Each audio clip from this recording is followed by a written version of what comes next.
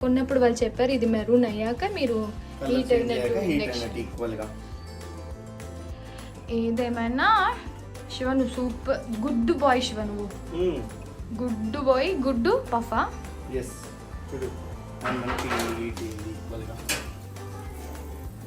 chef లాగా కాకుండా మామూలుగా చేయొచ్చు కదా కన్నా కొంచెం వేసే ఆయిల్ సరిపోద్దా జస్ట్ సాట్ ఒకటేసారి ఓవర్ బర్న్ అవ్వకుండా ఆయిల్ కొంచెం కొంచెం వేసేస్తూ ఉంటే ఎక్కువ ఆయిల్ వేసి మనం పఫ్ లో పెట్టినప్పుడు కూడా కారిపోతుంది